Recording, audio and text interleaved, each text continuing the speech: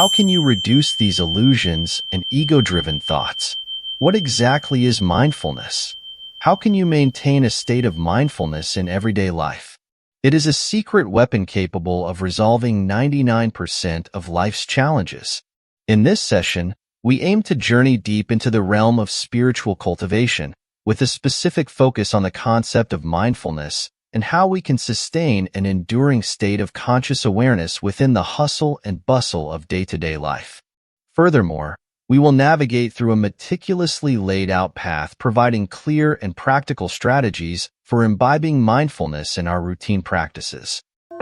Dear friends, in today's world, people's mental states are increasingly deteriorating, and various troubles and sufferings keep emerging. As a result, more and more people are choosing the path of spiritual cultivation. What exactly is spiritual cultivation? Many people think it involves meditating for a certain amount of time each day, reciting classic texts daily, or chanting mantras a certain number of times. These might count as spiritual cultivation practice, or so they say. However, if the intention is not correct, these may not necessarily be considered true practice. True spiritual cultivation practice is actually about conquering or mastering one's own mind. This is also true for practicing in daily life. Conquering or mastering one's mind involves becoming immune to its sway, not being constrained by individual, limited perception, and maintaining the ability to bypass being ruled by emotions.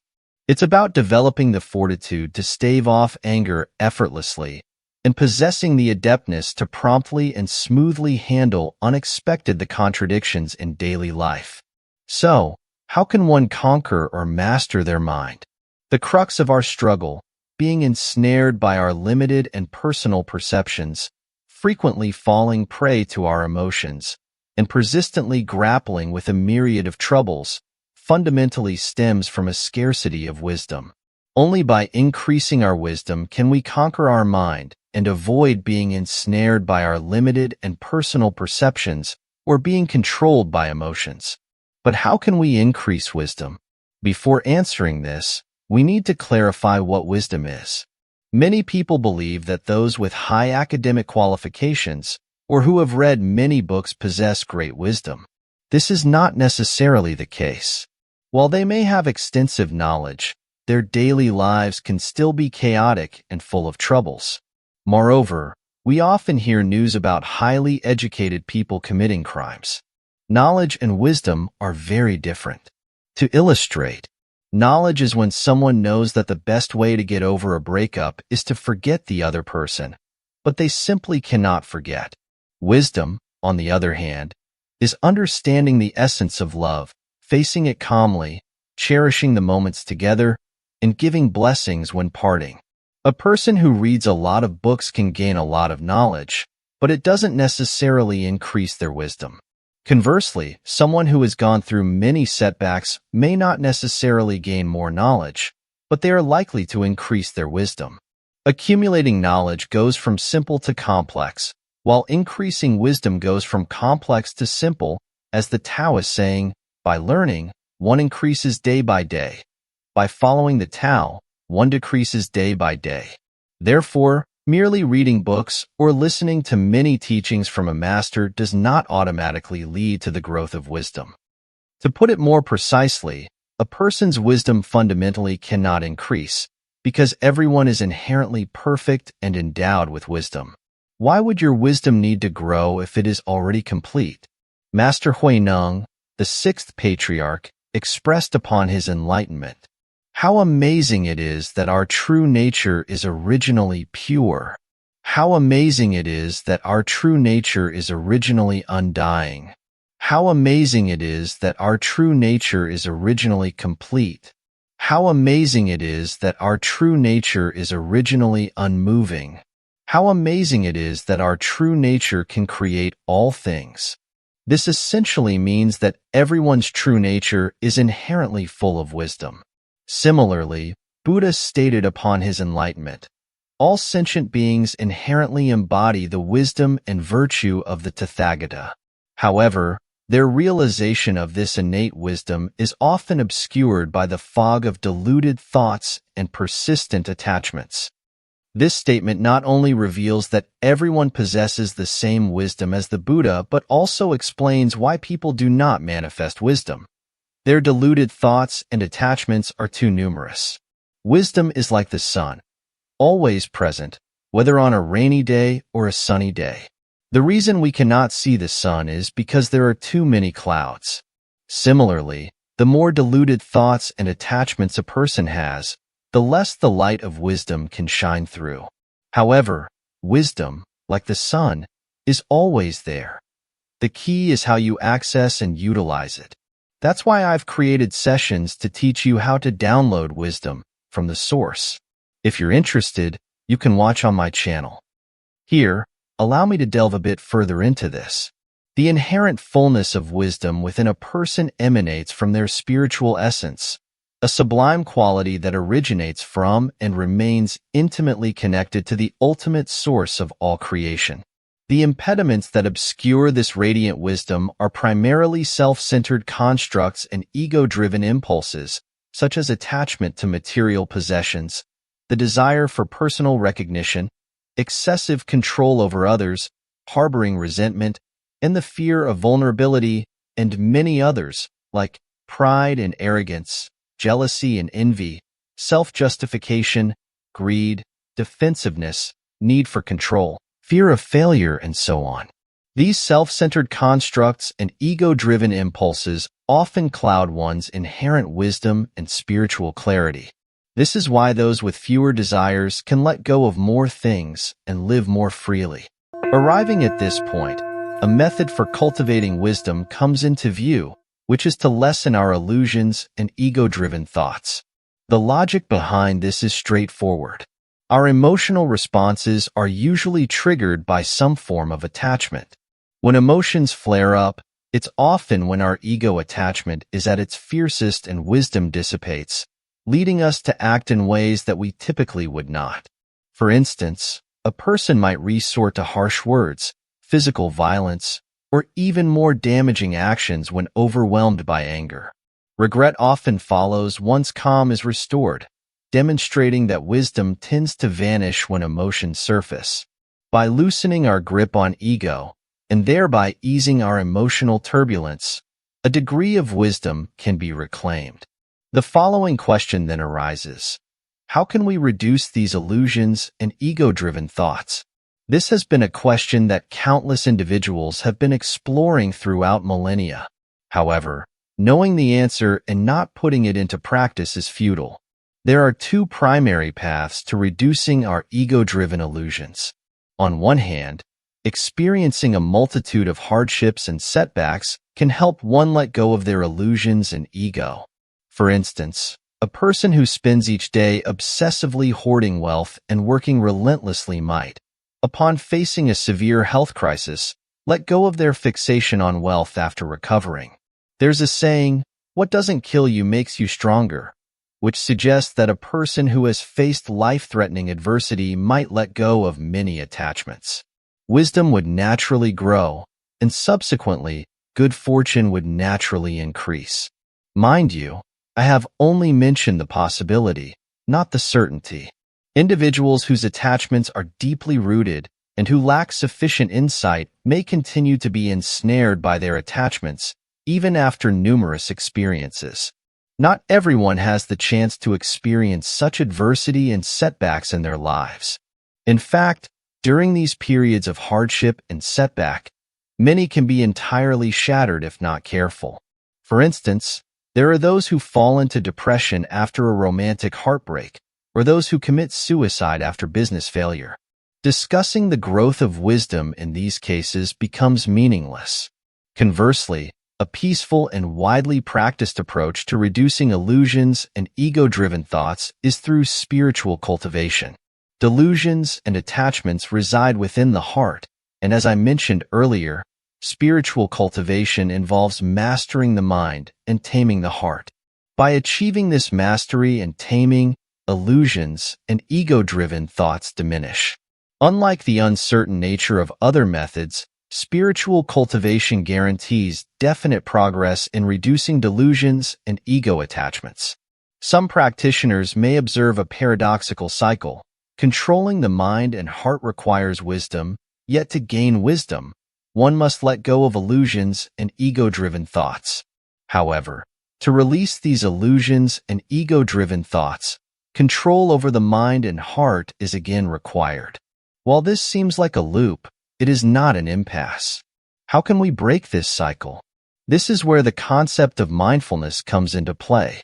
Mindfulness is one of the simplest yet most powerful methods in spiritual practice. It is also the most effective approach for letting go of illusions and ego-driven thoughts in daily life. By actualizing mindfulness, the paradoxical cycle can be broken. But why does mindfulness help in releasing illusions and ego-driven thoughts? To answer this, we must first understand what mindfulness is. Mindfulness, at its core, is incredibly straightforward. It is so simple that it is often overlooked, even by those who understand and practice it. Even these individuals can miss its essence if they are not vigilant. So, what is mindfulness exactly? Mindfulness is an enduring, conscious awareness of one's thoughts, feelings, physical sensations, and surrounding environment. It involves being wholly immersed in the present moment, without judgment or distraction.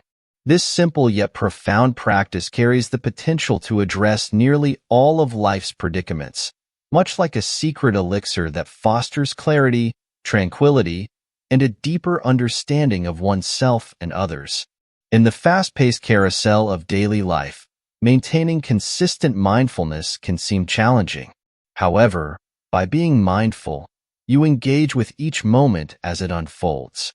You observe your thoughts and emotions from a distance without being swept away by them.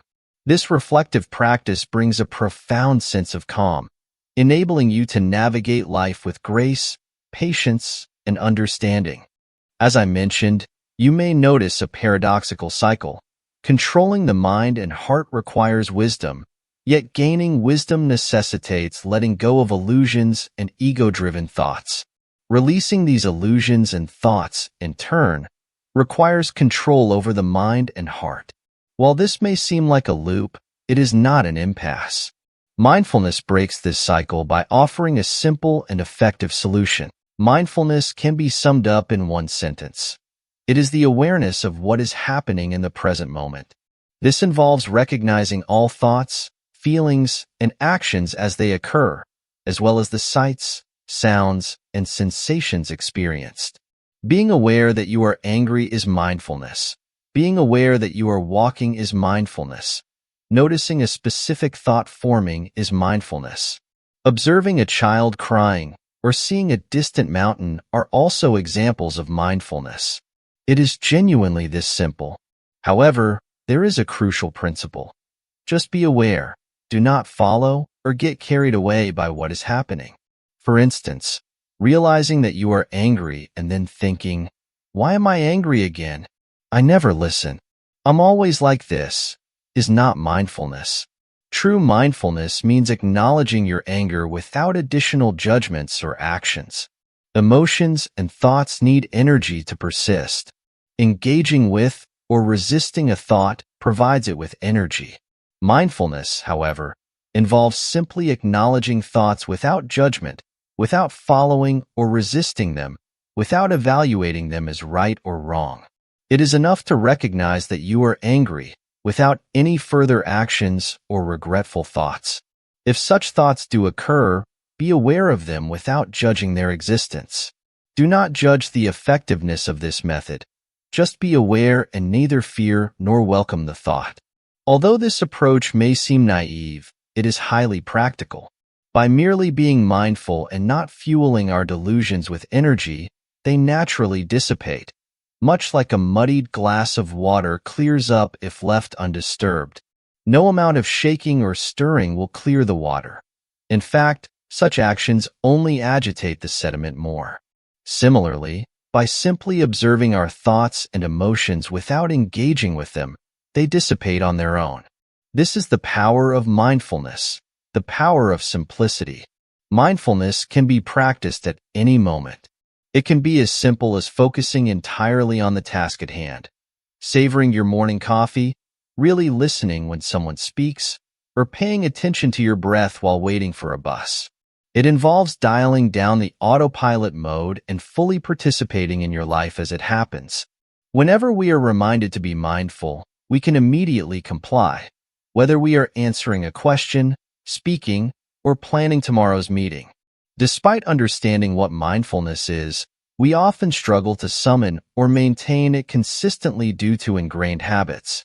As we grow up, our thought patterns and behaviors are shaped by our circumstances and habits, which become deeply ingrained. This makes maintaining mindfulness challenging. This is why, even when we remind ourselves not to get angry, we often still succumb to anger. Although mindfulness can be cultivated, it is indeed not easy to do so. Nevertheless, despite these challenges, maintaining mindfulness is not only achievable, but can also be deeply transformative. By simply being aware and not feeding our delusions with energy, they will naturally dissipate. Mindfulness, therefore, is not just a concept, but a potent tool that, when wielded correctly, can illuminate your path, uncomplicate the complicated, and provide solace and resolution for nearly all of life's challenges. It enables you to reclaim control over your responses, break free from reactive patterns, and live with a sense of clarity and peace. Mindfulness can be cultivated through a structured practice. This guide will walk you through how to practice mindfulness effectively, enhancing your awareness and cultivating a calm, focused mind. Let's begin this session by finding our center and setting the stage for a tranquil experience. Setting up for mindfulness practice. 1. Preparing the environment. First, find a comfortable spot where you can sit undisturbed. Ensure your surroundings are quiet. We will avoid background music and bright lights. Ideally, you might dim the room or even sit in darkness. The absence of strong smells or sharp sounds will aid your concentration. 2. Adopting a comfortable posture. Sit in a way that feels natural and relaxed. You might choose to sit on a cushion, a chair, or even lie down if that's more comfortable for you. The key is to allow your body to settle into a position where you can remain still and focused. Beginning the practice. 1. Embrace the present moment. Close your eyes gently or lower your gaze. Take a few deep breaths, feeling the air fill your lungs, and then release it slowly. As you settle into your breath, start to observe the thoughts that come and go. Imagine your mind as a calm, clear sky. Each thought is like a passing cloud. Simply watch them drift by without getting caught up in their stories. 2. Notice sensations and sounds. Pay attention to the sensations in your body. Notice the points of contact with the ground or your seat. Hear the faintest sounds around you, perhaps the rustle of leaves or distant chatter. All of these experiences, thoughts, sounds, sensations, are part of your current awareness. Acknowledge each one with a simple mental note. I am aware. If a thought about your child arises, gently note, I am aware of thinking about my child. If you notice you're sitting, affirm, I am aware that I am sitting. When you hear a sound, note, I am aware of hearing someone cough. Feel an itch? Simply acknowledge, I am aware of an itch on my foot. 3. Observe without judgment. As you observe, refrain from engaging or reacting. If you find yourself thinking about an unfinished task, acknowledge the thought without acting on it. If an itch arises, note it, but resist the urge to scratch. Each thought or sensation is just a momentary experience. By noting them without judgment, you're practicing pure awareness. Sustaining mindfulness. 1. Continue with gentle awareness. Stay with your observations, gently noting each thought and sensation as they arise and pass. Like waves on the shore, thoughts come and go. Watch them, but don't dive in. Your job is simply to notice, not to fix or follow. 2. Regular practice. Make this a regular part of your routine. Start with a few minutes each day and gradually extend your practice. Begin with 10 minutes of mindful sitting before bed, increasing the duration as you become more comfortable. Eventually, aim for 20 or 30 minutes.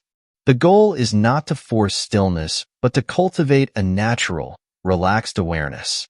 When you can frequently maintain the mental state of present moment awareness through repeated practice, you can start integrating mindfulness into your daily life. Integrating mindfulness into daily life. 1. Practice anytime, anywhere. Mindfulness isn't confined to sitting meditation. Practice being fully present in everyday activities, when walking, eating, or even waiting in line. Notice the feel of the ground under your feet, the taste of your food, or the sounds around you. This practice transforms routine actions into moments of clarity and presence. 2. Recognize patterns and make choices. In daily life, you'll begin to recognize patterns in your thoughts and reactions. When you notice the urge to react with anger or frustration, acknowledge it without acting on it.